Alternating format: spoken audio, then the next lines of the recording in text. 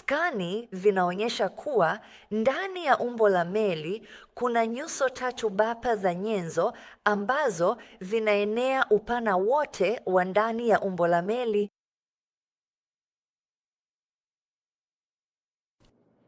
Uso wa juu kabisa unaonekana kama tabaka la nyenzo lenye unene wa takriban mita 3.2 ambayo ni sawa na viraa 6 katika mfumo sahihi wa kipimo wa kale.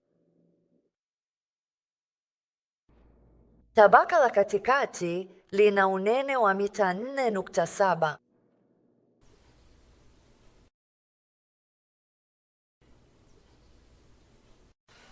Kimo cha sitaha ya chini kabisa kuanzia sakafuni hadi darini ni mita 7.8 ambayo ni sawa na viraa 15 za kale.